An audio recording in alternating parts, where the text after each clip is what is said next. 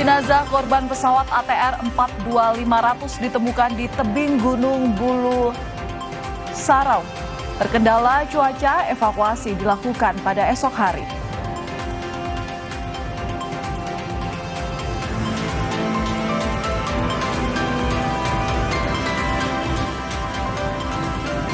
Akhir libur panjang, lalu lintas di Tol Cipularang dari Bandung menuju Jakarta padat pada Minggu malam.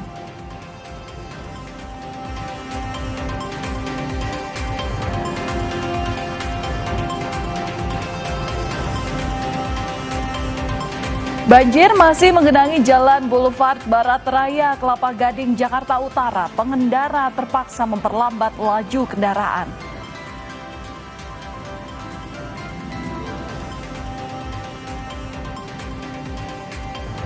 Usai terganggu akibat banjir, satu jalur kereta api di Pekalongan bisa dilalui. Kecepatan kereta api terbatas dan ditarik dengan lokomotif khusus.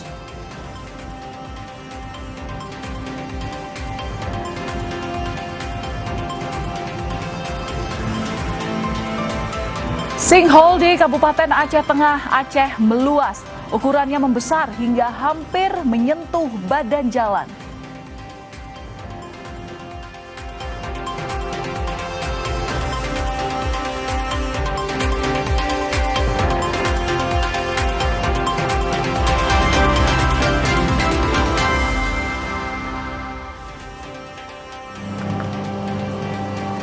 Halo saudara, selamat malam. Apa kabar Anda hari ini? Selain berita utama tadi, kami juga memiliki sejumlah informasi menarik lainnya yang juga patut Anda simak malam hari ini di Kompas Malam bersama saya, Valentina Sitorus. Kita langsung saja ke informasi yang pertama. Saudara, arus balik libur panjang lalu lintas di Tol Cipularang dari arah Bandung menuju Jakarta pada Minggu malam terpantau padat. Peningkatan kendaraan terjadi di kilometer 79 sampai dengan kilometer 82 Jatiluhur Purwakarta. Antrian didominasi kendaraan pribadi, bus angkutan penumpang, dan kendaraan besar. Kepadatan ini disebabkan oleh peningkatan volume kendaraan yang akan kembali ke Jakarta, serta kondisi jalan yang menurun dan berbelok, atau berkelok maksud kami.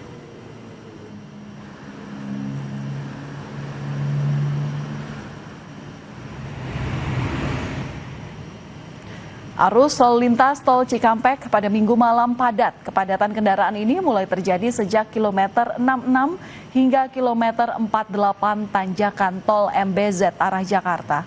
Mengantisipasi kemacetan, polisi dan jasa marga menyiapkan rekayasa lalu lintas kontraflow serta buka tutup rest area KM 62 dan KM 52 jalur B Tol Cikampek arah Jakarta.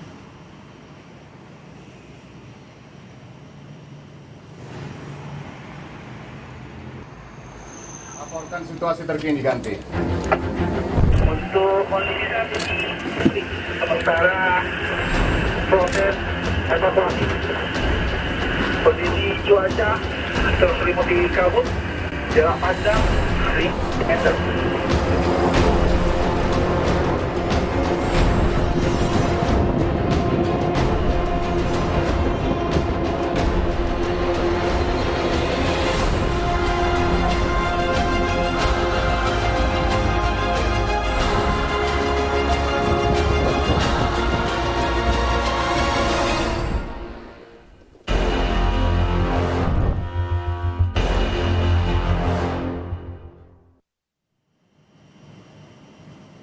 Saudara, evakuasi satu korban kecelakaan pesawat ATR 42500 di lereng Gunung Bulu Saraung, Pangkep, Sulawesi Selatan terkendala cuaca. Rencana evakuasi akan dilakukan pada hari Senin pagi. Cuaca buruk dan medan yang terjal membuat tim SAR gabungan kesulitan untuk melakukan evakuasi terhadap korban. Jika cuaca bersahabat, evakuasi ini akan dilakukan melalui jalur udara pada hari Senin pagi. Sementara itu, 9 korban kecelakaan pesawat masih dicari keberadaannya.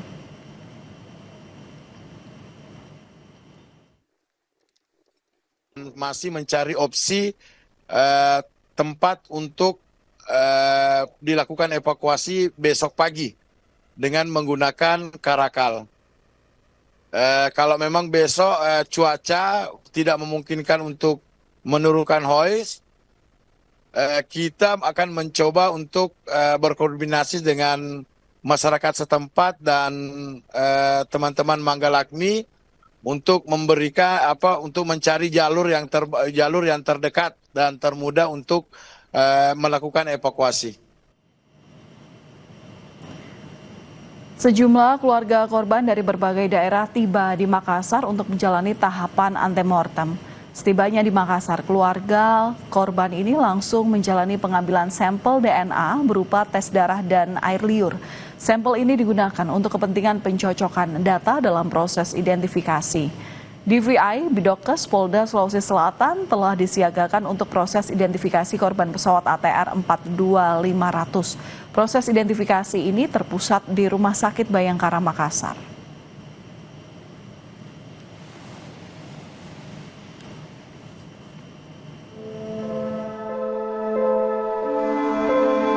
Itu ada satu serpihan yang merupakan harga rumah yang besar seperti itu. Pesawat.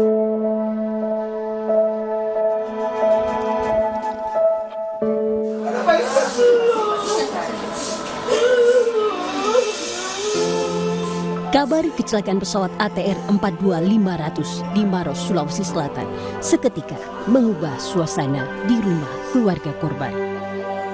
Doa kini jadi satu-satunya kekuatan di tengah ketidakpastian keberadaan keluarga mereka. Mereka masih menyimpan satu harapan besar, keluarga mereka dapat kembali pulang. Terakhir kontakan hari Kamis ya? Hari Kamis. Biasanya kalau dia mau berangkat dinas itu suka bilang, minta didoain. Nah kalau yang kemarin? Nggak ada kabar. Iya Pak, cukup Pak. Tahu kabarnya udah beli. Salah satu keluarga penumpang pesawat ATR 42500 menceritakan sempat berkontak dengan korban sekitar setengah 9 hingga pukul 10 pagi. Namun sekitar pukul 10.30 keluarga tak bisa lagi mengontak. Ya begitu, jadi saya masih keep juga sama istri dan anak-anak saya masih gitu kan. Setelah itu karena dia nyetir kan, sekitar kurang lebih sejam setengah ya, pas sejam dapat telepon ya, WA ya, gitu sudah akhirnya tahu anak-anak juga belum tahu tadi pas sampai baru. Tim SAR gabungan berhasil menemukan satu korban pesawat ATR 42500 yang mengalami kecelakaan Minggu sore.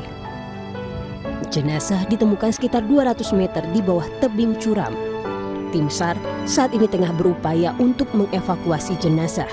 Sementara itu, beberapa serpihan pesawat yang ditemukan telah dibawa turun oleh tim SAR.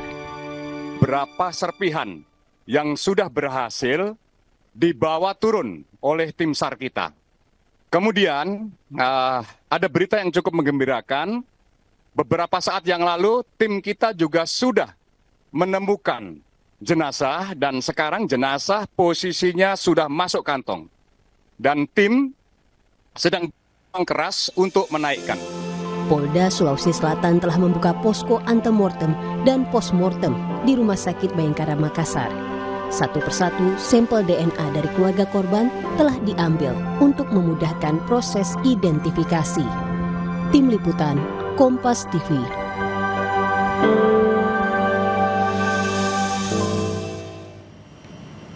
Informasi terkini terkait dengan evakuasi korban kecelakaan pesawat ATR 42500 akan disampaikan oleh jurnalis Kompas TV Gufran Lamataha dan juru kamera Rama Pratama di Pangkep dan di Rumah Sakit Bayangkara Makassar.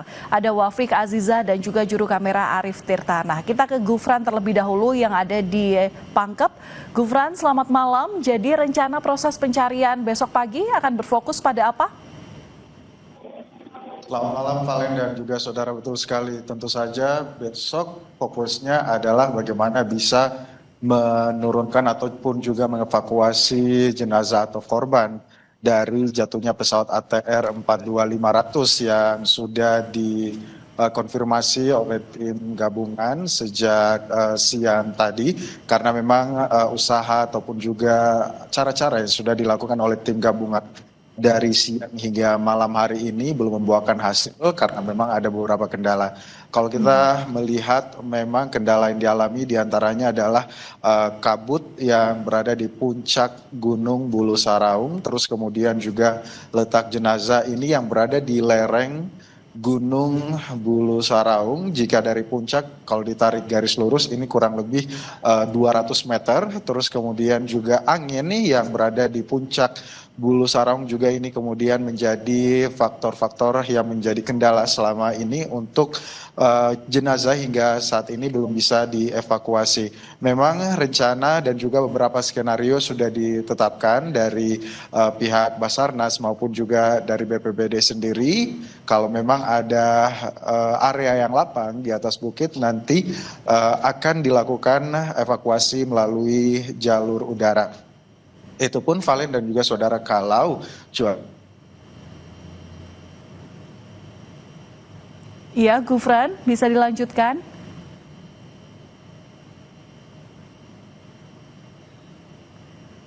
Baik, ada gangguan komunikasi yang kami alami bersama dengan Gufran Lamataha, jurnalis Kompas TV yang memang tadi menyampaikan bahwa esok hari ini proses evakuasi korban ini masih akan dilanjutkan, mengingat memang hari ini harus dihentikan karena adanya kendala dari sejumlah faktor cuaca terutama. Ya. Dari Pangkep kita menuju ke Rumah Sakit Bayangkara, Makassar. Saudara, sudah ada Wafik Aziza dan juga juru kamera Arif Tirtana. Wafik, apakah seluruh keluarga korban hingga saat ini telah diambil sampel DNA-nya?